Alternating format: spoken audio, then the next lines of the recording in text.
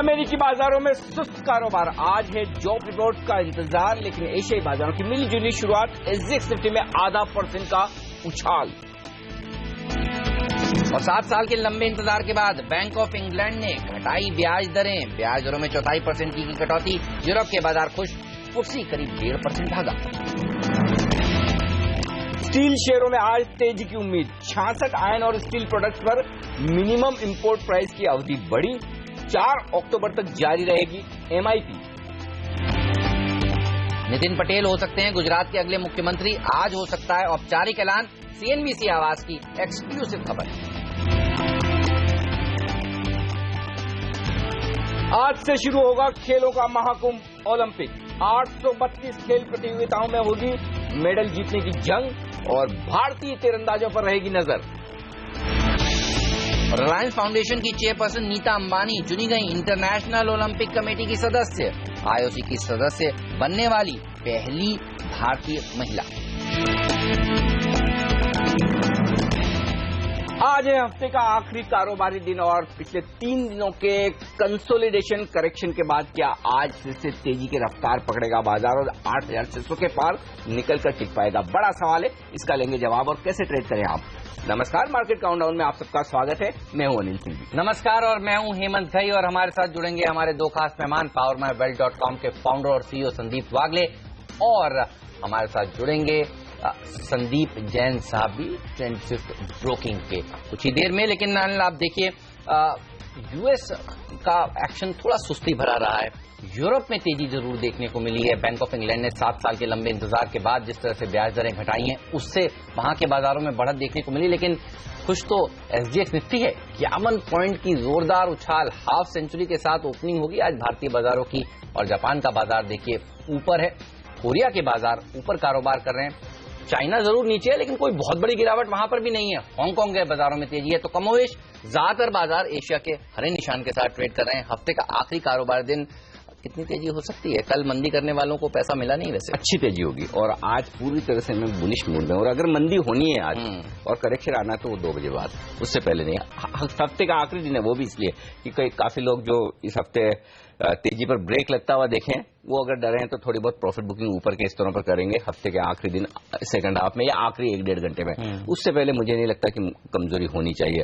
तो मेरा view positive है, और वो क्यों है वो थोड़ा हम आगे डेटा में डिस्कस करेंगे। लेकिन उससे पहले कुछ अहम आंकड़े। पहला, 8,500 के आंकड़ों को मैं लगातार 4 दिन से अहमियत दे रहा हूं, और जब तक ये इसके नीचे बाजार बंद नहीं होता, पोजिशनल ट्रेडर्स जिन्होंने तेजी की पोजीशन बनाई हुई है वो अभी भी अपनी पोजीशन को होल्ड कर सकते हैं। तो 8,500 आपके लिए लक्ष्मण रेखा है नीचे की तरफ गिरने के लिहाज से। जब तक उसके ऊपर है, हफ्ते के आखिरी दिन उसके ऊपर बंद दे रहे हैं, तब तक ये मानकर चले बाजार में कहीं कोई अभी दिक्कत की बात नहीं। पहली बात। 8,600 दूसरा आंकड़ा है, जिसके ऊपर अगर आज आप फिर से बंद हो जाते हैं तो जिन लोगों ने मंदी की पोजीशन बनाई है वो तो काट ही लें, और जो लोग तेजी के मूड में आने का इंतजार कर रहे थे बड़े करेक्शन की उम्मीद में, उन्हें फिर आज ही आ जाना चाहिए, क्योंकि फिर अगले हफ्ते के लिए संकेत थोड़े बेहतर होते हुए दिखेंगे। तो 8,600 के ऊपर की वीकली क्लोजिंग, हफ्ते दर हफ्ते क्लोजिंग, वो काफी अच्छी कही जाएगी। एफआईएस की खरीदारी और ग्लोबल मार्केट्स की स्टेबिलिटी बाजार में मजबूती भर सकती है, और मिड कैप और हाई बीटा शेयरों में मैं काफी बुलिश हूं। मुझे लगता है वहां तेजी हुई है। तो ऐसे में निफ्टी खरीदे 8,500 के स्टॉप लॉस के साथ। 8,600, 8,650 आपका टारगेट होना चाहिए आज के लिए। अगर शॉर्ट लेना ही है, बोल्ड कॉल स्किल ट्रेडर्स के लिए, और वो भी 2 बजे बाद। 8,650 के आसपास मिले तो बहुत ही अच्छा, या 8,600 के ऊपर जहां भी आपको ठीक लगे शॉर्ट करें, ज्यादा बेहतर होगा। सेकंड हाफ में शॉर्ट करें, और छोटे मुनाफे के लिए 8,600, 8,575, बस उतना ही मुझे दिखता है। ये एक बोल्ड कॉल है। बैंक निफ्टी में आज मैं मंदी की सलाह नहीं दे रहा हूं, जबकि वैसे देखा जाए तो पिछले 3 दिनों से बैंक निफ्टी ज्यादा कमजोर है। लेकिन मुझे लगता है कि बैंक निफ्टी करेक्शन पूरा करने के मूड में आता हुआ दिख रहा है, और तेजी होनी तो वहां पर उछाल ज्यादा होगा। तो 18,500 के स्टॉप लॉस से बैंक निफ्टी में खरीदना चाहिए। 18,800 के लक्ष्य के लिए। और सेक्टर मुझे नेगेटिव ढूंढने से मिल नहीं रहे हैं, तो मैं पॉजिटिव हूं। मेटल्स, ऑटो, बैंक्स और फार्मा पर थोड़ा ज्यादा बुलिश साउंड कर रहा हूं। उम्मीद कर रहा हूं कि बाजार वैसे ही ट्रेड करे तो बेहतर है। और आप देखिए धीरे धीरे करके एसजीएक्स निफ्टी भी ऊपर ही जा रहा है।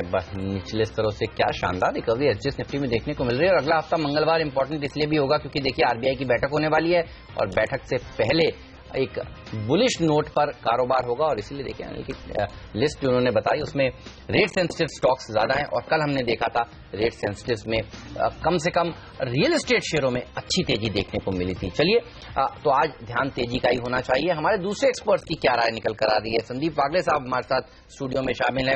वागले साहब, हमने देखा जीएसटी और मॉनसून तो हमारे पीछे है, इसको हमने डिस्काउंट कर लिया है, नजर है लिक्विडिटी पर और ग्लोबल क्यूज पर और दोनों मजबूत दिख रहे हैं इस समय, तो क्या तेजी करनी चाहिए? Good morning sir. Good morning Hemant, good morning Anil ji. Good morning sir.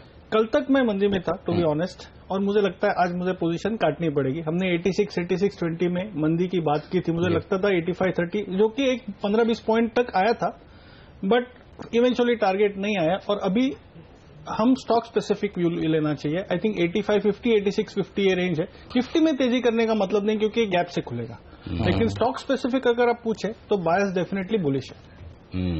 Okay, तो यहाँ पर स्टॉक स्पेसिफिक तेजी करने का वक्त है।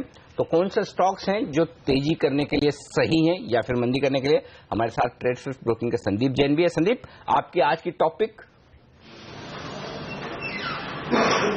मेरी आज की टॉपिक वैसे प्रेस्टीज एस्टेट और गैब्रियल इंडिया।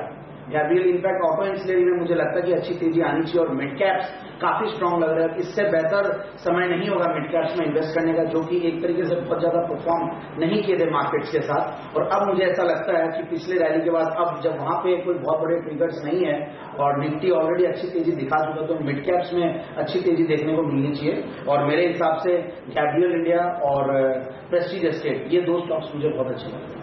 तो ये दो शेयरों पर रखिए नजर और देखिए ये भी एक तरह से रेट सेंसिटिव स्टॉक्स हैं। प्रेस्टीज एस्टेट रियल एस्टेट की कंपनी, गैब्रियल इंडिया, आप देखिए ऑटो इंसुलेरी शेयरों में क्या जबरदस्त तेजी देखने को मिली। आज 2-3 बड़ी ऑटो इंसुलेरी कंपनियों के नंबर्स भी हैं, वहां पर भी नजर होगी और उस पर भी हम विस्तार से इस शो में बात करेंगे। लेकिन FII का डेटा तो क्या जबरदस्त है। हमें तो लगा था कि जुलाई में ही उन्होंने तेजी करनी थी और करके थक गए होंगे, लेकिन देखिए अगस्त में अब तक बाजार नीचे है 1.25% और 2400 करोड़ रुपए की कैश मार्केट में कमिटमेंट आना अच्छा माना जाएगा, इसमें कोई डाउट नहीं। लेकिन मुझे इससे ज्यादा, और एक्चुअली एक बात कहना चाहता हूं हेमंत, अगर आज तेजी होनी है तो, और मेरा जो कॉन्फिडेंस है इस डेटा के दम पर है, बजाय इसके कि मैं एशिया को देखकर मजबूत हो रहा हूं। क्यों? क्योंकि देखिए पिछले 4 दिनों से हम क्या कह रहे हैं कि स्टॉक फ्यूचर्स में FIs की जो बिकवाली हो रही है, बड़ी बिकवाली हो रही है, उससे डर लग रहा है। और कल के सेशन में सबसे बढ़िया बात यह है कि स्टॉक फ्यूचर्स की बिकवाली कम हो गई, मैच 200 करोड़ की। चलो ठीक है, फिर भी बेचा है। लेकिन इंडेक्स फ्यूचर्स देखिए 711 करोड़ के इंडेक्स फ्यूचर्स FIs ने खरीदे और ये बहुत बड़ी बात है। बड़ी बात किस लिहाज से? जो स्टॉक उन्हें बेचने थे, प्रॉफिट बुकिंग करनी थी, कर ली, अब बड़ी बिकवाली नहीं कर रहे हैं। अगर इन लेवल्स पर वो अपनी स्टॉक फ्यूचर्स की शॉर्ट पोजीशन काट रहे हैं और फ्रेश तेजी की पोजीशन बना रहे हैं, इसका मतलब बेहद साफ है कि बाजार को लेकर FIs नेगेटिव नहीं है। और बाजार को लेकर अगर वो नेगेटिव नहीं है और फिर 8500 के आसपास उन्हें मंदी काटनी है, तो फिर इससे बढ़िया पॉजिटिव ट्रिगर क्या हो सकता है? ये क्यों है? जो कैश मार्केट के आंकड़े की बात आप कर रहे हैं उसकी अहमियत है। अहमियत कैसे है? आप देखिए कल क्या हुआ इंग्लैंड में, ब्याज दरें 1/4% फिर से घटी। 322 साल का इतिहास है बैंक ऑफ इंग्लैंड का, उसमें अब तक की सबसे नीचे की ब्याज दर है। तो लोग कैसे पैसा बनाएंगे फिक्स इनकम में, डेट में पैसा रखकर? इक्विटी में आना ही पड़ेगा। तो ये जो फ्लो आप देख रहे हैं ना, ETFs का इतना पैसा आ रहा है ग्लोबल मार्केट्स में, ये कम होने वाला नहीं है। इक्विटी में पैसा और आएगा। फर्ज करें आज जॉब रिपोर्ट अगर अमेरिका में खराब आ जाती है, तो फिर आप फिर ये कहेंगे कि ब्याज दरें अमेरिका में भी बढ़ने के लिए और वक्त लगेगा। तो ये ग्लोबल माहौल जो है ना पॉजिटिव होता दिख रहा है और उस लिहाज से मुझे लगता है कि ये डेटा है, ये मुझे बहुत कॉन्फिडेंस दे रहे हैं। 700 करोड़ के इंडेक्स फ्यूचर, सिर्फ एक डेटा पर मैं आज फोकस कर रहा हूं, वो इंडेक्स फ्यूचर्स की खरीदारी का, और उसके दम पर जिन ट्रेडर्स ने पिछले 2 सेशन में शॉर्ट किया उन्हें डरना चाहिए, वो डरेंगे भी। और 8600 के ऊपर खुलकर टिक गए, कल नहीं टिक पाए, ये अलग बात थी, लेकिन अगर आज खुलकर टिक गए तो फिर शॉर्ट कवरिंग आपको तेजी से आती हुई दिखेगी, क्योंकि फिर उन्हें डर लगेगा कि जब FIs नहीं बेच रहे खरीद रहे तो हमें शॉर्ट क्यों रहना है। बिल्कुल, तो शॉर्ट मी नॉट, ये बार बार बाजार आपसे कह रहा है, पिछली सीरीज में भी कहता रहा है और आपने देखा है शॉर्ट करने वालों ने हम कहते रहे मार्जिन ही भरे हैं। और इस समय भी तेजी का ध्यान होना चाहिए। ग्लोबल मार्केट्स अच्छे हैं, लिक्विडिटी का फ्लो जबरदस्त है, तो स्टॉक स्पेसिफिक अप्रोच रखिए, ये हमारे एक्सपर्ट्स सारे के सारे कह रहे हैं। एक ही सुर में संदीप जैन ने कहा कि प्रेस्टीज एस्टेट और गैब्रियल को खरीदिए। पूछते हैं भागले साहब की क्या राय है, कौन से शेयरों पर वो बुलिश हैं? भागले साहब बताइए।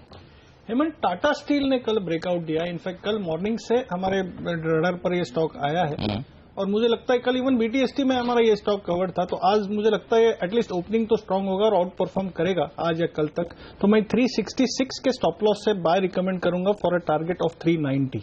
ओके, तो आज वैसे भी मेटल कंपनियां तेजी में रहने वाली हैं। Director general of foreign trade ने 66 आइटम्स के ऊपर जो MIP था उसको 2 महीने के लिए और एक्सटेंड कर दिया है, तो फायदा तो सेंटीमेंट के लिहाज से सारी कंपनियों को मिलेगा। अच्छी तेजी यहां पर देखने को मिल सकती है। टाटा स्टील पर रखी नजर, और कौन से शेयर हैं जो हमारे एक्सपर्ट्स को पसंद है, उस सब पर बात करेंगे। लेकिन सबसे इंपॉर्टेंट बात FNO, और FNO का डेटा एनालिस्ट किस तरह के संकेत दे रहा है बताइए। हेमंत, बड़े दिनों बाद एक्चुअली कल मैंने 4 में से 3 ट्रिगर नेगेटिव दिए थे और आज 4 में से 3 ट्रिगर पॉजिटिव दिए। ग्लोबल पॉजिटिव है, FIs पॉजिटिव है, FNO बड़े दिनों बाद पॉजिटिव हुआ।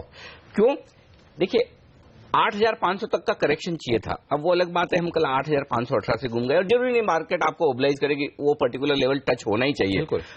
आपको 5-25 पॉइंट की तो ऊपर नीचे वो देखनी ही पड़ेगी। तो कल मेरे हिसाब से एक बार की करेक्शन पूरा हो चुका है, इस हफ्ते का होना। अब करेक्शन होना तो अगले हफ्ते में देखेंगे, आज आप 8,500 को नहीं तोड़ेंगे, ये पहला संकेत है। अब क्यों वायदा कारोबार के डेटा अच्छे हैं? कल देखिए परसों के विपरीत, परसों क्या हुआ था, बैंक निफ्टी में भी ओपन इंटरेस्ट बढ़ा था, निफ्टी में 13 लाख शेयर जुड़े थे, शॉर्ट्स बने थे। कल के सेशन में उल्टा हुआ है। कल क्या हुआ है, बैंक निफ्टी में 2 लाख शेयर कम हुए, निफ्टी में 3 लाख शेयर कम हुए और खासतौर से बैंक निफ्टी में ओपन इंटरेस्ट काफी तेजी से गिरा है। बैंक निफ्टी में प्रीमियम बढ़ गई, 125 पॉइंट से ज्यादा की प्रीमियम हो गई है। निफ्टी में प्रीमियम बढ़ गई 43 पॉइंट की। इसका मतलब क्या है, शॉर्ट कवरिंग हुई है, इसका मतलब ये फ्रेश खरीदारी हुई है और ये कॉन्फिडेंस देता है। तो इसलिए मैं कह रहा हूं कि अच्छा, उसके साथ ही पुट कॉल रेशियो बढ़ा भी नहीं है 0.88 पर। ऐसा नहीं कि बाजार हेवी हो गया हो, 0.88 के पुट कॉल रेशियो में मैं बहुत कंफर्टेबल हूं। अभी तक तो 1 तक पहुंचने में भी वक्त लगेगा। सवाल के ऊपर थोड़े से आप चिंता में आते हैं। तो वो तो बहुत दूर है कि ओवर सोल्ड होने वाली चीज, ओवरबॉट वाली सिचुएशन तो बहुत दूर है। तो ये डेटा बहुत मजबूत नजर आ रहा है। इसलिए मैंने कहा कि पुट कॉल रेशियो के लिहाज से, प्रीमियम के लिहाज से और ओपन इंटरेस्ट जो निफ्टी बैंक निफ्टी में कम हुआ, उसको देखकर मुझे लगता है FNO डेटा मजबूत है। तो राय एक साफ है, शॉर्ट मत रहिए, शॉर्ट काट लीजिए। और अगर आपको इंतजार करना है 8,600 पर खुले निफ्टी, 5-15 मिनट आधा घंटा देख लीजिए। अगर 8,600 के नीचे आता है, आपको 8,575, 8,570 पर भी मिलता है, देख ले, काट ले। और नहीं कि अगर 8,600 के ऊपर टिक गया तो फिर 50 पॉइंट आज आपको और ऊपर मिलेंगे। तो 8,650 फिर अगर आज आ जाए, शुरुआत के आधे पौन घंटे अगर निफ्टी 8,600 के ऊपर टिक गया तो आराम से आ सकता है। तो मंदी का मार्केट नहीं लग रहा। अच्छा, दूसरा, मिड कैप स्टॉक्स ने कल करेक्शन पूरा करके तेजी का पहला संकेत दिया। संकेत तो वहीं से मिल रहे हैं। बिल्कुल। तो mid caps, high beta stocks ऐसे भागेंगे, पकड़ना मुश्किल होगा। तो थोड़ा मैं एक्स्ट्रा बुलिश साउंड कर रहा हूं, लेकिन लग रहा है डेटा में देखकर। वो मैं समझ रहा हूं, आपने टाई भी हरी पहनी है, शर्ट भी, तो बहरहाल लेकिन तेजी का ध्यान रखना चाहिए, जोक से पार्ट। और शॉर्ट कवरिंग देखने को मिल सकते हैं। और अगर गवर्नर साहब जो है जाते जाते ऑब्लाइज कर दें 25 बेसिस पॉइंट ही सही, तो फिर क्या कहने। Bank Nifty 19,000। जी हाँ, चलिए। तो ये है वो पोल जो CNBC आवाज ने किया है। RBI कितनी घटाएगा ब्याज दरें, 1/4 बेसिस पॉइंट, 17% लोग मान रहे हैं। और ये अच्छा है। देखिए, अगर अभी कम लोग मान रहे हैं ना, तो एक्सपेक्टेशंस कम है, और ये अगर हो जाएगा तो फिर एक और जबरदस्त तेजी देखने को मिलेगी। चलिए लेंगे, अब आपको बताएंगे कि निफ्टी पर हमारे एक्सपर्ट्स क्या राय दे रहे हैं। मोदित गोयल की राय आपकी स्क्रीन पर, और देखिए वो बुलिश हैं, वो कह रहे हैं कि तेजी करना चाहिए। आज के दिन आपको 8,620 तक के टारगेट देखने को मिल सकते हैं।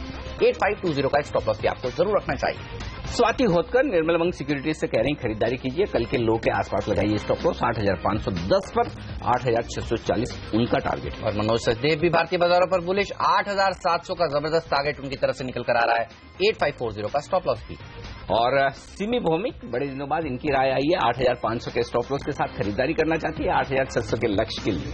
और पांचवें एक्सपर्ट भी अनिल बुलिश ही हैं। आप देखिए, आशुतोष शर्मा भी कह रहे हैं कि आज ध्यान तो तेजी का ही होना चाहिए। 8630 का टारगेट, 8520 का स्टॉप लॉस। तो 5 एक्सपर्ट, पांचों के पांचों बुलिश, आप भी बुलिश और बागले साहब और जैन साहब भी बुलिश, तो सभी बुलिश हैं। चलिए, तो उम्मीद करें कि सब के सब किसी एक दिन तो सही साबित हो, और वो दिन आज ही होना चाहिए कि सारे एक्सपर्ट सही साबित हो। नहीं तो जनरली डर ये लगता है कि सब एक मत में हो जाए तो थोड़ा मुश्किल है। लेकिन मुश्किल इसलिए नहीं है कि बाजार थोड़ा करेक्शन दिखा चुका है। ऊपरी स्तर से 200 पॉइंट निफ्टी का करेक्ट होना काफी है तेजी के बाजार में, अगर तेजी का बाजार है बरकरार है तो। चलिए, निफ्टी पर 8,500 से 8,525 है स्ट्रॉन्ग सपोर्ट जोन पांचों एक्सपर्ट्स की राय के मुताबिक। और पहले 8,600 से 8,650 की रेंज में निफ्टी ऊपर जाता हुआ नजर आएगा, ये मान रहे हैं हमारे पांचों एक्सपर्ट्स। ऐसे मिलेंगे एक छोटा सा ब्रेक, और ब्रेक के बाद जब हमारे एक्सपर्ट्स कह रहे हैं कि स्टॉक स्पेसिफिक मार्केट है, फोकस वहां रखे, तो वो कौन से हैं स्टॉक्स जो आज दिखेंगे आपको एक्शन में, खबरों के दम पर टॉप 5 स्टॉक्स इस ब्रेक के बाद।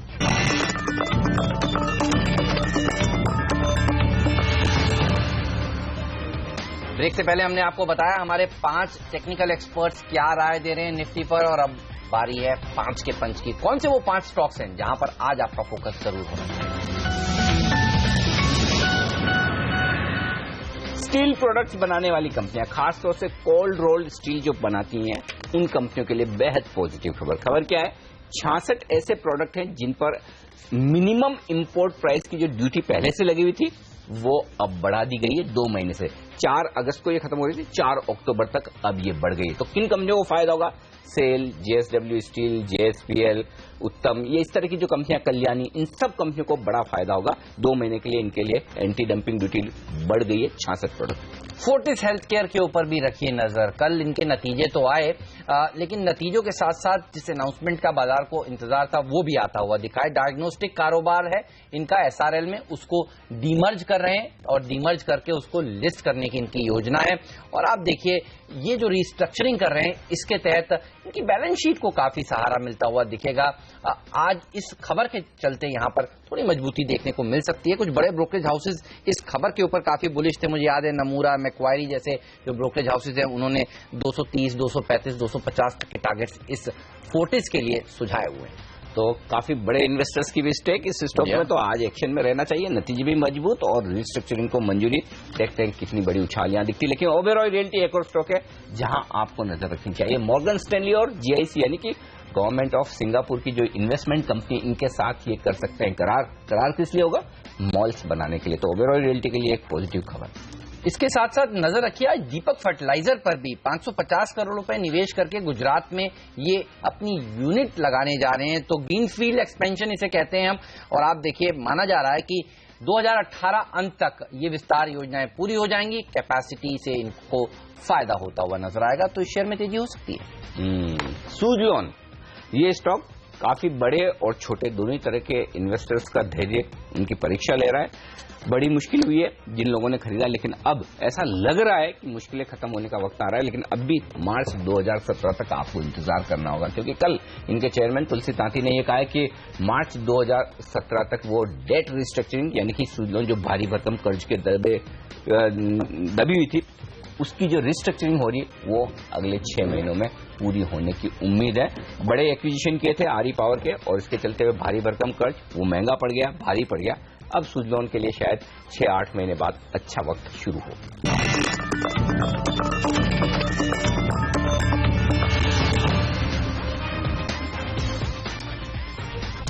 हमारे एक्सपर्ट्स हमारे साथ हैं इस वक्त, संदीप वागले साहब और संदीप जैन साहब। आज दोनों संदीप हैं हमारे साथ इस वक्त। और 2 फॉर जॉय। हाँ, 2 फॉर जॉय, बिल्कुल। और हफ्ते का आखिरी दिन है तो बाजार भी अच्छी हरियाली के मूड में नजर आ रहा है। हाफ सेंचुरी मारता हुआ एसजीएक्स निफ्टी, तो मजबूत शुरुआत के आसार तो दिख रहे हैं। ऐसे में खरीदारी के मौके कहाँ है? टाटा स्टील तो आपने चुन लिया। मैं सोचा हूं आप जब मूड तेजी का, तो फटाफट आपके स्टॉक्स पहले जान लिए जाएं, सस्पेंस खत्म करें। भारतीय एयरटेल दूसरा स्टॉक आपने चुना है खरीदारी के लिए। अनिल जी, मोमेंटम इंडिकेटर्स काफी पॉजिटिव है। हालांकि मैं लॉन्ग टर्म में इसमें इतना ज्यादा बुलिश नहीं हूं। ये ऊपर में फिजल आउट होते हैं इसमें रैली, बट अभी अगले 3-4 दिन में मुझे लगता है इसका टारगेट 382 मैं उस लिहाज से लूंगा, और मेरा स्टॉप लॉस होगा 359। सन फार्मा, ये स्पार्क नॉट सन फार्मा, इसमें मैं बाय करने की बात करूंगा। स्टॉप लॉस होगा 379 और मेरा टारगेट होगा 414। और सेल में एक आइडिया है जो अमर राजा बैटरी, जिसमें मुझे कल वीकनेस दिखाई दे रही है, शायद आज ऊपर खुले तो बेचने का व्यू होगा। स्टॉप लॉस होगा 897, टारगेट होगा 840। यहाँ स्पार्क पर रखिए नजर, यहाँ पर तेजी देखने को मिल सकती है। अमर राजा में बिकवाली की राय। स्पार्क के साथ एक खबर भी जुड़ी हुई है कि 2 ड्रग्स को ये जल्दी अब बनाएंगे हलोल फैसिलिटी से और आगे चलकर बाहर बेचेंगे। तो देखना होगा कि यहाँ पर कल की 7% की तेजी के बाद एक्चुअली इसी खबर के चक्कर में ये भागा है। हमने जब बताया भी था कुछ दिनों पहले कि ये अपनी कमेंट्री देने वाले हैं अपने प्रोडक्ट्स के ऊपर, तो और अब आप देखिए वो कमेंट्री इनकी तरफ से निकल कर आई। तो आज स्टॉक पर वागले साहब की नजर है। मोमेंटम शायद उनको लगता है कंटिन्यू रहेगा। लेकिन जैन साहब ये बताइए कि सरकार जिस तरह से मेटल कंपनियों की मदद कर रही है, ये आप किस तरह से रीड कर रहे हैं? आप देखिए कल director general of foreign trade ने 66 प्रोडक्ट्स पर 2 महीने के लिए एमआईपी को एक्सटेंड कर दिया गया है। माना जा रहा था एमआईपी पूरी तरह से खत्म हो जाएगा, लेकिन इसका एक्सटेंशन आना तो एक पॉजिटिव दिख ही रहा है। कौन सी कंपनियों पर आपकी नजर है जहां तेजी हो सकती है आज मेटल स्पेस में? नहीं, बिल्कुल बहुत सही स्टेप है। इनफैक्ट देखा जाए तो स्टील सेक्टर एक एकदम बेसिक सेक्टर और ऑलरेडी बहुत प्रॉब्लम में था ये सेक्टर। करीब 8 साल की मद्दी के बाद थोड़ी बहुत अब कहीं ना कहीं साइन ऑफ होप दिख रही है। तो मुझे ऐसा लगता है कि सरकार इसको और कंटिन्यू करेगी और मैन्युफैक्चरिंग सेक्टर में बहुत बड़ा रोल है इस पर्टिकुलर सेक्टर का और फोकस का वहां पे बहुत ज्यादा है। तो मेरे हिसाब से स्टील सेक्टर में हालांकि टाटा स्टील तो सर्टेनली अच्छा लगता ही है, सेल एक बहुत अच्छा लगता है मुझे। सेल इनफैक्ट जो लेवल्स है यहाँ से रिस्क रिवॉर्ड रेशियो भी बेहतर लगता है और सेल पे बिल्कुल ध्यान देना चाहिए। बाकी मेटल्स ओवरऑल अगर देखें तो जेएसडब्ल्यू स्टील वहां पे भी ठीक ठाक मूव आ सकता है। ओके, चलिए, तो ये है राय मेटल स्टॉक्स के लिए आज बन सकता है तेजी का दिन, और तेजी का दिन इसलिए भी होना चाहिए, एक कोरिलेशन और है मेटल स्टॉक्स में तेजी का। वो क्या, आप देखिए, जब भी यूरोप में तेजी होती दिखती है तो मेटल्स चलते हैं।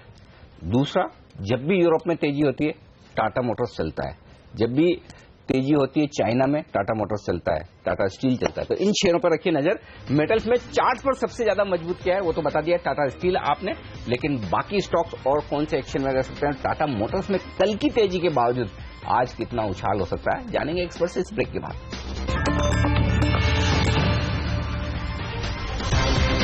और अब देख लेते हैं आज किन किन शेयरों पर ब्रोकरेज हाउस की तरफ से रिपोर्ट आई, क्योंकि इन रिपोर्ट्स के दम पर शेयरों में एक्शन तो होता है। अगर रिपोर्ट्स खराब है, शेयर गिरेंगे, अच्छी है, बढ़ेंगे। तो आज हमारे साथ हैं पूजा त्रिपाठी ये तमाम रिपोर्ट्स लेकर। और सबसे पहले दो स्टॉक जिन पर रिपोर्ट्स आई, पूजा, एक तो है सन फार्मा और अरविंद। इन दोनों पर कैसी रिपोर्ट्स हैं? सन फार्मा पर तमाम ब्रोकरेज हाउस काफी ज्यादा बुलिश हैं। जेपी मॉर्गन की बात करें तो कंपनी पर ओवरवेट की रेटिंग दी है और लक्ष्य 865 रुपीज प्रति शेयर का दिया है। मैक्वारी का कंपनी के लिए कहना है कि कंपनी एक प्रीमियम वैल्यूएशन पर बरकरार रहेगी, आगे भी आउट परफॉर्म की रेटिंग दी है और लक्ष्य 1000 रुपए प्रति शेयर का दिया है। इसके अलावा डुएश बैंक की भी रिपोर्ट आई है, उन्होंने भी निवेश की सलाह बरकरार रखी है, लक्ष्य 900 रुपए प्रति शेयर का दिया है। लेकिन उनका कहना है कि हलोर प्लांट को लेकर जो वार्निंग लेटर जारी हुआ था उसको देरी से सुलझाने उस पर कंपनी काफी देरी से सुलझा रही है, तो वो एक डाउनसाइड रिस्क होगा कंपनी के लिए। और इसके अलावा सनफार्मा सीएससी की भी रिपोर्ट आई है, सनफार्मा पर निवेश की सलाह बरकरार रखी है और लक्ष्य 1020 रुपए प्रति शेयर का दिया है। इसके अलावा अरविंद पर भी रिपोर्ट आई है, कल कंपनी के नतीजे आए हैं, काफी अच्छे ग्रोथ इस बार टेक्सटाइल रेवेन्यू के फ्रंट पर देखने को मिला है। सीएलएससी ने निवेश की सलाह बरकरार रखी है, लक्ष्य 366 से घटाकर 362 कर दिया है। और क्रेडिट स्विस ने भी आउट परफॉर्म की रेटिंग यहां पर बरकरार रखी है। उनका कहना है कि मीडियम टर्म के लिए एक अच्छी ग्रोथ स्टोरी दिखेगी इस कंपनी के लिए और लक्ष्य बिना बदलाव के 380 रुपए प्रति शेयर पर ही बरकरार रखा है। यानी जो रिपोर्ट ऑफ द डे है ना, वो पूजा आप बताने वाली हैं और वो है जस्ट डायल। आईडीएफसी ने जिस तरह से इसका लक्ष्य घटाया है और कितनी बेरहमी से घटाया है ये कहना चाहिए। बताइए पूजा, क्या हो गया? 430 लक्ष्य हो गया जी, 480 के आसपास इस वक्त ये शेयर ट्रेड कर रहा है और लक्ष्य 650 से घटाकर 430 कर दिया है, यानी कि 50 पॉइंट्स की यहाँ पर गिरावट देखने को मिल सकती है। लेकिन आउट परफॉर्म की और रेटिंग भी है वो आउट परफॉर्म से घटा दी है, तो आईडीएफसी काफी ज्यादा बेरिश है जस्ट डायल के स्टॉक पर। तो ये है एक्चुअली इंटरेस्टिंग बात क्या है, जनरली है ना, शेयर पहले गिरता है और बाद में एफआईज लक्ष्य घटाते हैं धीरे धीरे धीरे, मतलब तब भी वो ऊपर रहता है। तो ये पहली बार ऐसा मैं देख रहा हूँ कि इतना शेयर गिरने के बाद आईडीएफसी ने जो टारगेट दिया वो बड़ा एग्रेसिव और इस प्राइस से भी नीचे का। तो आज स्टॉक की फिर से धुलाई होना तय है। 3-4 दिन से लगातार देखिए शेयर गिर रहा है। पूजा से हम बाकी के रिपोर्ट्स पे भी बात करेंगे, लेकिन मुझे लगता है एक बार कॉल ले लेना चाहिए जस्ट डायल के ऊपर। चार्ट्स किस तरह के लग रहे हैं वागले साहब, बताइए। हेमंत, एक्चुअली ये स्टॉक परसों हमारे रडार पे आया था, आपने बेचने की राय दी? आई थिंक मुझे लगता है जिस दिन किरण यादव ने बात की थी, मैंने भी बात की थी, आई थिंक उसको 500 के लेवल पे था ये, अभी लगभग 479 है। तो उस हिसाब से मैं कंफर्टेबल नहीं रहूंगा। लेकिन अगर आप पूछे कि बाय करना चाहिए, बिल्कुल नहीं, और तो करना ही नहीं, और नीचे जा सकता है बिल्कुल। नहीं, एक्चुअली याद है हमने उस दिन 2-3 दिन पहले मेरे ख्याल से वो सुबह ओपन इंटरेस्ट का बिल्टअप हुआ था और वो इस स्टॉक को उसी वक्त कैच किया था कि इसमें एक्शन बड़ा होता है। इसका इवेंचुअल टारगेट लगभग 440-450 के आसपास होना चाहिए, लेकिन एक 10-12 रुपए 20 रुपए ऊपर मिलता है तो ज्यादा कंफर्टेबल केस है डिस्ट्रीब्यूशन का। 1000 रुपए के लेवल से जो इसमें डिस्ट्रीब्यूशन देखने को मिला है और कुछ बड़ी अभिनेताओं का शेयर भी है इसमें। बिल्कुल उन्होंने एंडोर्स किया। लेकिन एक चीज है, मैंने जनरली देखा ये जो हाई पी मल्टीपल के स्टॉक्स, यानी कि जिनको बाजार बड़े भारी भरकम महंगे वैल्यूएशन देता है, इन शेयरों में दो ही चीजें हो सकती है। या तो कंपनियों की परफॉर्मेंस इतनी तगड़ी हो कि वैल्यूएशन जो 70-80 के मल्टीपल पर ट्रेड कर रहे हैं, इतनी बढ़िया परफॉर्मेंस दे कि ओवर पीरियड 30-40 के मल्टीपल पर आ जाए, और वो नहीं होता है तो फिर भाव इतने नीचे आ जाते हैं कि अपने आप आपको 30 का मल्टीपल मिल जाता। तो जस्ट डायल में वो केस है जहां मल्टीपल्स नीचे भाव गिरने की वजह से हो रहे हैं। चलिए अब और कौन सी रिपोर्ट है वो जान लेते हैं, पूजा से बताइए। जी, स्टील सेक्टर पर काफी सारे ब्रोकरेज हाउस की रिपोर्ट आई है। ड्विश बैंक ने जेएसडब्ल्यू स्टील में निवेश की सलाह बरकरार रखी है और लक्ष्य करीब 1976 रुपए प्रति शेयर का दिया है। इसके अलावा क्रेडिट स्विस ने टाटा स्टील पर ओवरवेट की रेटिंग दी है, लक्ष्य 440 रुपए प्रति शेयर का दिया है। क्रेडिट स्विस ने जेएसपीएल पर ओवरवेट की रेटिंग दी है, लक्ष्य 85 रुपीज प्रति शेयर का दिया है। लेकिन एक कंपनी पर अंडरवेट की रेटिंग आ रही है क्रेडिट स्विस की तरफ से। इन्होंने सेल पर अंडरवेट की रेटिंग दी है और लक्ष्य 35 रुपए प्रति शेयर दिया है। ऑलराइट, चलिए तो ये रहा इन मेटल कंपनियों के ऊपर जेएसडब्ल्यू स्टील तो क्या जबरदस्त प्रदर्शन दिखा रहा था पिछले कुछ दिनों से, और आज भी खबरें पॉजिटिव आती हुई इस सेक्टर के लिए। शुक्रिया पूजा आपका इस जानकारी के लिए। राकेश बंसल, आशीष चतुर्मोता, दो और एक्सपर्ट्स हमारे साथ अब जुड़ेंगे। पहले शुरुआत करते हैं राकेश बंसल के साथ। मॉर्निंग राकेश, क्या व्यू बन रहा है बाजार पर, पहले अपनी राय दें। Good morning Hemant. निफ्टी की बात करें तो निफ्टी ने अभी एज ऑफ नाउ 2 दिन पहले 8575 का क्रिटिकल सपोर्ट तोड़ा है। अब नीचे में 8475, 8500 एक इमीडिएट सपोर्ट है। अगर ये सपोर्ट टूटते हैं, 8475 का लेवल टूटता है, तब 8400 के लेवल्स देखने को मिल सकते हैं। As of now trend intact है, markets clearly buy on decline वाला मार्केट है। मेरे को ऐसा लगता है कि थोड़ा वेट एंड वॉच करना चाहिए। निफ्टी में पोजीशन देने की बजाय इस समय स्टॉक स्पेसिफिक रणनीति अपनाना एक ज्यादा बेहतरीन स्ट्रेटजी होगी। स्टॉक स्पेसिफिक रहे, लेकिन फिर भी हम तो एक राय वायदा कारोबार की भी लेंगे, निफ्टी पर भी और बैंक निफ्टी पर भी। बताएं आशीष, क्योंकि आशीष हमारे साथ आ चुके हैं स्टूडियो में। क्या लग रहा है, 8500 के नीचे पहले जाएगा या 8700 के पहले ऊपर निकलेगा? गुड मॉर्निंग अनिल जी। अनिल जी, मेरा मानना है ये ऊपर की तरफ जाएगा, और उसका कारण सिंपल है कि लास्ट 5 दिनों से गिरावट होने के बावजूद भी गिरावट इतनी तगड़ी नहीं रही कि 8550, 8500 के लेवल को डिसाइसिवली ब्रेक कर सके। और जब बात ये हो रही थी कि अगर से जीएसटी पॉजिटिव भी आता है तो भी मार्केट में न्यूज से कि मार्केट एक सेल ऑफ होगा अच्छी न्यूज के बाद, जो कहीं ना कहीं देखने को नहीं मिला। और 2 दिन में हमने देखा कि काफी लोअर रेंज में बाजार सीमित रहा, जो क्लियरली इंडिकेट कर रहा है कि इस गिरावट के अंदर में कोई बड़ी सेलिंग अभी तक देखने को मिली नहीं। और अब जब ये 8500 का बेस बन चुका है, तो मैं समझता हूं 8500 के लेवल जब तक ब्रीच नहीं होते, ऊपर में 8800, 8900 की पॉसिबिलिटी ज्यादा बढ़ती हुई नजर आ रही है। तो मैं तो समझता हूं 84, 80, 8500 का पोजिशनल स्टॉप रखिए, और ऊपर में 8800 तक की अपसाइड आने वाले 1-2 हफ्ते में शायद हमें देखने को मिल सकती है। ये है bold call of the day. 8800, 8900 इसी सीरीज में ना आशीष? बिल्कुल बिल्कुल बिल्कुल। तो अगस्त की सीरीज में 8800, 8900 आ सकता है। कंडीशन है कि 8500 के नीचे नहीं। बिल्कुल बिल्कुल बिल्कुल 8500 इंपॉर्टेंट लेवल है, मेक और ब्रेक लेवल है। इसके नीचे नहीं जाएगा तो बाजार ऊपर की तरफ ही चलेगा। जिन लोगों ने इंतजार करा, जो लोग तेजी नहीं कर पाए थे, वो वेट कर रहे थे तेजी करने के लिए। वही जो आशीष भी कह रहे हैं कि इन खबरों के बाद सेल ऑन न्यूज होगा, लेकिन हुआ नहीं है। दरअसल आम राय बन गई थी ना। जी हाँ, आम राय, बिल्कुल सही, आम राय बन गई थी। चलिए, एक ऐसी आम राय बनी हुई है, भारत फोर्ज में क्लास 3 ट्रक्स के बिक्री खराब है, शेयर में काफी दबाव देखने को मिल सकता है। आज इसके नंबर्स आने वाले हैं, और अनुमान भी यही लगाया जा रहा है कि जो मुनाफा है वो करीब 20% घटेगा, ऑपरेटिंग प्रॉफिट मार्जिन 30% से घटकर 29% के आसपास आएंगे। लेकिन अब यहां पर किस तरह से इसे अप्रोच करना चाहिए, राकेश से पूछते हैं। राकेश, आज नंबर से पहले कैसे अप्रोच करेंगे इस स्टॉक को आज आप? हेमंत जी, नंबर से पहले मेरे को ऐसा लगता है कि एक्सट्रीमली कॉशियस होके चलना चाहिए। भारत फोर्ज के अंदर रुझान नेगेटिव है, डिस्ट्रीब्यूशन क्लियरली विजिबल है। नीचे में 710 एक इमीडिएट सपोर्ट है। अगर ये 710 के लेवल्स टूटते हैं तो अनदर 40-45 रुपीज की गिरावट देखने को मिल सकती है। एज ऑफ नाउ कॉशियस रहना चाहिए, और किसी भी तरीके की बाइंग से एटलीस्ट बचना चाहिए। ओके, फिलहाल खरीदारी से करें परहेज।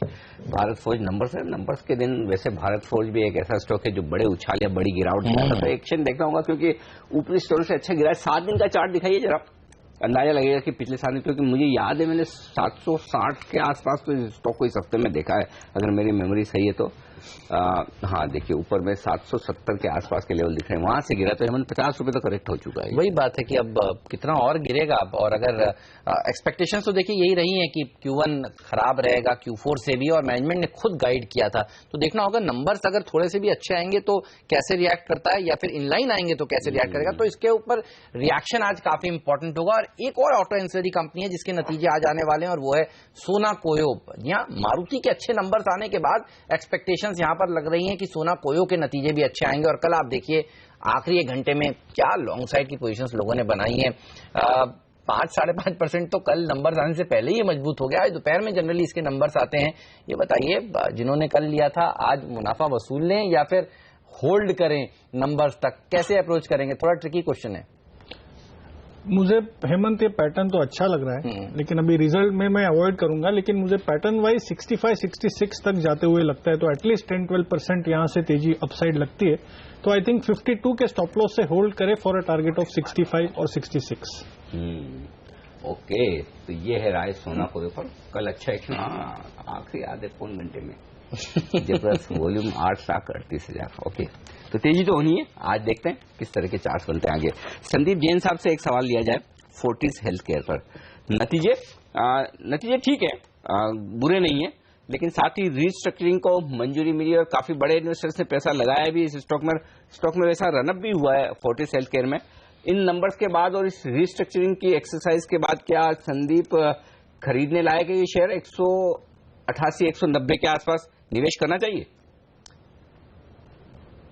देखिए, मैं जब भी आपके चैनल पे कई बार इस हेल्थ केयर सेक्टर पे बात हुई है, और हमेशा मैंने अपोलो हॉस्पिटल्स और इंद्रप्रस्थ मेडिकल ही इस स्टॉक के मुकाबले मैंने रेकमेंड किया है। मुझे संभव इस कंपनी के कुछ जो इंटरनेशनल एक्सपोजर है उसको लेकर हमेशा से वो रहा है, बट अब जो रीस्ट्रक्चरिंग हो रही है और इनफैक्ट जो डायग्नोस्टिक बिजनेस है उसको अलग करने की बात कर रहे हैं, वो एक बहुत बड़ी पॉजिटिव न्यूज है। और सर्टेनली ये न्यूज इसलिए पॉजिटिव है कि पास्ट में जो डायग्नोस्टिक स्टॉक्स जो लिस्टेड ऑलरेडी और जो नए आईपीओज आए थे उनका जो परफॉर्मेंस है उसको देखने के बाद ऐसा लगने लगा कि ये सर्टेनली यहाँ पे एक अच्छी वैल्यू अनलॉकिंग हो सकती है। तो मेरे हिसाब से इस स्टॉक में जिन्होंने निवेश कर रखा है वो बिल्कुल बने रहें, और बाकी नया निवेश स्टिल मैं एक बार रेकमेंड नहीं करूंगा। चलिए, तो जिनके पास है वो होल्ड करें इस पोजीशन को। मैक्वायरी के टारगेट्स आपको बता दूं 250 रुपए के हैं इस शेयर के ऊपर। और ये भी बता दूं कि अगला इंपॉर्टेंट दिन इस कंपनी के लिए खबर के लिहाज से होगा 19 अगस्त को। जी हां, बोर्ड ने कल इन प्रिंसिपल मंजूरी दी है इस कारोबार को अलग करने के लिए, लेकिन उसके बाद की योजनाएं क्या हैं ये एक कमेटी डिसाइड करेगी, और कमेटी अपनी रिपोर्ट्स 19 अगस्त को देगी। तो 19 अगस्त तक सबकी नजरें रहेंगी कि उस कमेटी की रिपोर्ट क्या निकल कर आती है। बहरहाल अगर आप फोर्टिस के शेयर धारक हैं, माना यही जा रहा है कि आपको एसआरएल का जो एक शेयर है वो भी मिलता हुआ दिखेगा। तो इस पर नजर होगी। और जैसा कि हमारे एक्सपर्ट कह रहे थे कि डॉक्टर लाल पैथ लैब्स जैसे स्टॉक्स को जिस तरह से वैल्यूएशंस मिले हैं डायग्नोस्टिक कारोबार के चलते, तो देखना होगा कि किस तरह के वैल्यूएशंस मिलते हैं इस डिवीजन को। इस पर होगी हमारी नजर। लेकिन वक्त है संदीप जैन आपसे विदा लेने का। शुक्रिया आपका समय निकालने के लिए और आज इस चर्चा में शामिल होने के लिए। मयूरेश जोशी हमारे दूसरे मेहमान हमारे साथ जुड़ेंगे, और बाकी के मेहमान हमारे साथ बने हुए हैं संदीप वागले साहब, राकेश बंसल, आशीष चतुर्मोहता। आप बने रहिए CNBC आवाज के साथ।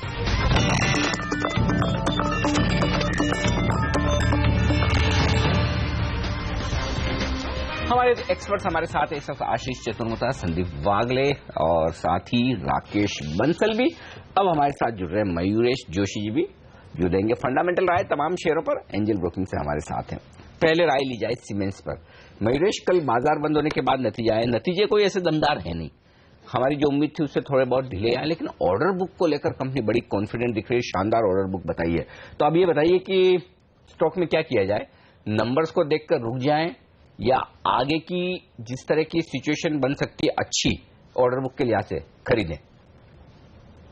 Morning Anil ji. I think Siemens का एक इशू ट्रेडिशनली यही रहा है from the past so many quarters कि ऑर्डर बुक मिलते हैं, शायद एग्जीक्यूशन भी थोड़ा बहुत इंप्रूव होता है, लेकिन लंपीनेस दिखते हैं। तो एक क्वार्टर अगर अच्छा होता है तो दूसरा क्वार्टर शायद थोड़ा लंपी रहता है। दूसरा आई थिंक ऑर्डर बुक का इनकी बुक साइज है, जो बुक टू बिल कहते हैं हम, P2P, वहां पे I think even though you seen some amount of bump up, मुझे लगता है एग्जीक्यूशन बहुत की पैरामीटर होगा। तीसरा, सीमेंस के लिए आई थिंक जो एफर्ट्स होते हैं लोकलाइजेशन के, काफी पार्ट्स इंपोर्ट होते हैं पेरेंट कंपनी से, से, और कुछ हद तक आई थिंक एक नेचुरल हेज मिलता है, लेकिन कहीं ना कहीं I think even that causes a little bit of a concern on the EBITDA front. चौथा, I think valuations at this level is not that comforting कि या कहीं भी ये स्टॉक को चीप कहा जाए. फिफ्थ, कैपिटल गुड्स इंडस्ट्री के लिए जनरली जैसे हम एक्सपेक्टेशन रख रहे हैं कि second half of this fiscal अच्छा हो सकता है with capex activity picking up specifically private side के ऊपर. आई थिंक ये देखना बहुत जरूरी होगा. तो मेरे ख्याल से I think numbers were quite reasonable, लेकिन valuations again I feel is a little bit on the higher side. इसलिए आई थिंक ये स्टॉक को आई थिंक अगर डिक्लाइंस पे लॉन्ग टर्म इन्वेस्टर्स देखें तो देख सकते हैं, but I don't think that the stock can have a humongous rally या ह्यूमंगस फॉल. एक रेंज में बना रहेगा over the next few weeks और मंथ्स. ऑलराइट, चलिए तो सीमेंस पर रखिए नजर. ऑर्डर जिस तरह से इनफ्लो है अनिल बता रहे हैं 44% अनिल वो बढ़ा है, और स्पेशल डिविडेंड भी दिया है कंपनी ने 27.5 रुपए का. तो देखना होगा आज ये शेयर किस तरह से रिएक्ट करता है. पहले गिर चुका है, मुझे याद है हमारे एक्सपर्ट इसलिए कह रहे थे आशीष को पूछिए, क्योंकि इन्होंने पिछले हफ्ते बोला शॉर्ट कीजिए, तो अभी आज काटेंगे क्या शॉर्ट पूछिए. देखिए बिल्कुल, लास्ट वीक जब L&T का रिजल्ट था उस दिन हमने डिस्कस किया था. उस दिन मॉर्निंग में खुलते ही इसमें काफी एक ओपन इंटरेस्ट का इजाफा हुआ था, और सडनली एक क्रैक डाउन शुरू हुआ था. एक दो दिन ये स्टेबल रहा, और उसके बाद में ऑलमोस्ट 100 रुपए का एक करेक्शन डाउन साइड में हमें देखने को मिल चुका है. मैं समझता हूं आज तो अगर से रिजल्ट खराब भी आते तो भी एक बार प्रॉफिट बुकिंग कर लेना चाहिए, क्योंकि एक अच्छा खासा डाउन स्विंग इसके अंदर मिल चुका है. अगर से कैपिटल गुड्स में कहीं शॉर्ट करना है तो मुझे लगता है भेल एक अच्छा कैंडिडेट होगा जहां पे फ्रेश शॉर्ट्स लिए जा सकते हैं. चलिए, नई मंदी करनी है तो भेल में करिए, इसमें नहीं. ये राय निकल कर आ रही है हमारे एक्सपर्ट की तरफ से. लेकिन राकेश कह रहे थे कि आज स्टॉक स्पेसिफिक ही रुझान देखने को मिलेगा, तो कौन से शेयरों पर उनकी नजर है, चलिए ये आपको बता देते हैं. राकेश बताइए आपका टॉपिक क्या है आज के लिए. हेमंत जी, मेरा टॉपिक तो बॉश रहेगा. अगर आप देखें तो इस सप्ताह मार्केट में जो करेक्शन भी देखने को मिली है, बॉश ने बिल्कुल भी करेक्शन में पार्टिसिपेट नहीं करा. टेक्निकल पैटर्न काफी स्ट्रांग है, बॉश को बाय करके चलना चाहिए. 24,300 के स्टॉप लॉस के साथ 26,400 के लक्ष्य के लिए बॉश मेरा टॉपिक रहेगा.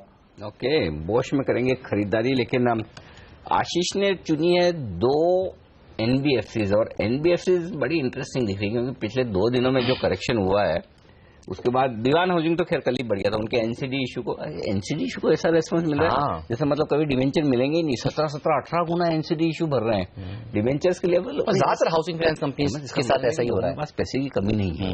अगर IPO तो 60-70 गुना भरना आम बात हो गई, डिवेंचर इशू 15-15, 20-20 गुना. तो पैसा है, अच्छे आइडिया की कमी है. तो DHFL और India bulls housing, 2 housing finance कंपनियां आपने चुनी है. जी हाँ, बिल्कुल अनिल जी.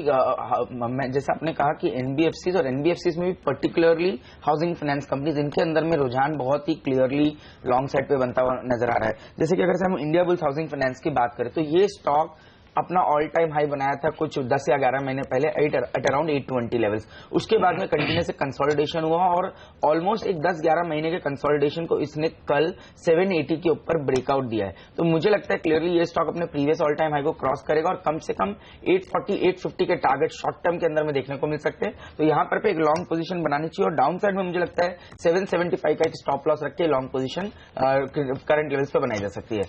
सेकंड स्टॉक है DHFL. जैसा आपने कहा कि कल जैसे ही ये डिबेंचर इशू आया और एक ओवर सब्सक्रिप्शन इसके अंदर में जबरदस्त हुआ, हमने देखा ओपन इंटरेस्ट में भी ऑलमोस्ट 6% का इजाफा लॉन्ग साइड पे बनता हुआ नजर आया, और स्टॉक अपने डेज हाई के आसपास कल क्लोज हुआ, जो क्लियरली इंडिकेट कर रहा है कि इतने लंबे समय के कंसोलिडेशन के बाद जब ये स्टॉक निकला तो मे भी शायद 1 या 2 दिन साइडवेज जोन में जा सकता है. बट ओवरऑल मुझे लगता है 252 के टारगेट्स इसके अंदर देखने को मिल सकते हैं. करंट लेवल्स पे लॉन्ग कीजिए, 229 का स्टॉप लॉस रखिए. ओके, चलिए तो ये राय इन दोनों हाउसिंग फाइनेंस कंपनियों पर आती हुई. एक्शन काफी सारा है इस शो में. देखिए, हम आपको बताने वाले हैं इस ब्रेक के बाद की गति के कमजोर नतीजों के बाद आज आपको शेयर को किस तरह से ट्रेड करना चाहिए. Thomas cook, Jamuna auto, 3M के अच्छे नंबर्स के बाद आज शेयर में कितनी तेजी हो सकती है, और अपने एक्सपर्ट्स के टॉप पिक्स बचे हुए भी आपके सामने हाजिर करेंगे. कहीं मत जाइए, बने रहिए सिर्फ और सिर्फ CNBC आवाज के साथ.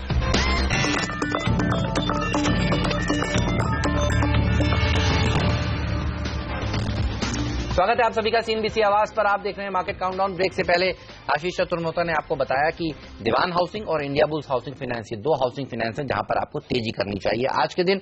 और राकेश का बॉश था आज का टॉप पिक. लेकिन बाकी के पिक्स क्या हैं, आइए जानते हैं. राकेश, बॉश के अलावा क्या पसंद है आपको? हेमंत जी, बॉश के अलावा PSU बैंकिंग में कल के सत्र में जहां मार्केट स्ट्रगल कर रहा था, एक पॉजिटिव रुझान देखने को मिला. PSU बैंकिंग में इलाहाबाद बैंक को बाय करना चाहूंगा.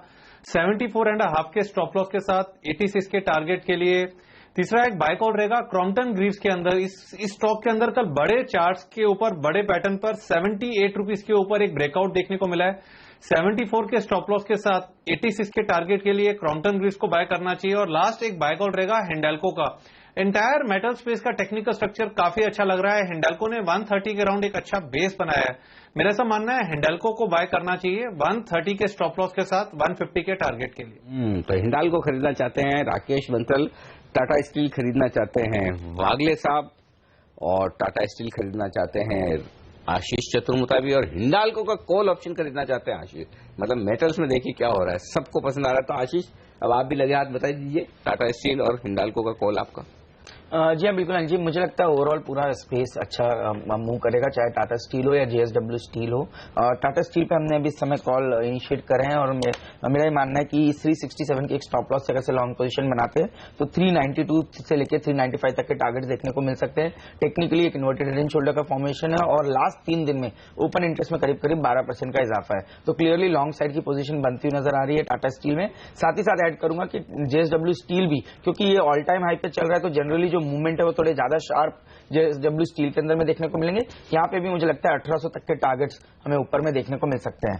और जहां तक के ऑप्शंस की बात है तो हिंडाल्को के अंदर में एक लॉन्ग कॉल ऑप्शन हम रिकमेंड कर रहे हैं, जिसके अंदर में करीब करीब 4.7 के आसपास ये प्रीमियम चल रहा है। इस पे लॉन्ग पोजीशन बनानी चाहिए। 2.5 का on down side stop loss रखना चाहिए, और ऊपर में मेरा मानना है कम से कम ये प्रीमियम जो है वो 9 से 10 रुपए तक के ऊपर में हमें देखने को मिल सकता है। तो ये है हिंडाल्को में आपके लिए कॉल ऑप्शन। ये कौन सा कॉल ऑप्शन आप बोल रहे हैं? 140 सॉरी 140 वाला जी। ओके, क्या अंदाज से अभी क्या चल रहा होगा नाम? 4.75 5.5 रुपए के आसपास हिंडाल्को, क्योंकि आज तो थोड़ा ऊपर खुलेगा तो 5 रुपए के आसपास। पर उसके बावजूद भी मेरा मानना है अगर से 9-10 रुपए तक प्रीमियम बढ़ता है तो एक अच्छा वाला 10 हो सकता है, मिल सकता है। ठीक है, चलिए तो ये है आपके लिए बेहतरीन ट्रेडिंग कॉल्स हमारे एक्सपर्ट्स की तरफ से। मेरे ख्याल से हमने सारी एक्सपर्ट्स की कॉल्स तो ले ली। एक शायद आईजीएल बचा है आपका? हाँ, एक बचा, वो मैं थोड़ी देर में लूंगा, एक ब्रेक के बाद, क्योंकि अब बाजार के खुलने का वक्त हो रहा है। प्री ओपनिंग सेशन की हम करेंगे शुरुआत, रुपए की ओपनिंग, स्टॉक 2020 का अपडेट और बाजार का भरपूर एक्शन 9 से 9:15 तक प्री ओपनिंग का, और 9:15 के बाद तो आपको पता ही कि ट्रेडिंग के बेहतरीन मौके, जनरली तेजी के दिन तो ट्रेडिंग के मौके बहुत ही शानदार मिलते हैं। तो आज दिन तो तेजी का है, तो देखते हैं खुलते ही किन शेयरों में बड़ा एक्शन होता है जहां पर आपको पोजीशन बनाने का मिलेगा मौका। बताएंगे आपको पहला सौदा में छोटे से ब्रेक के बाद।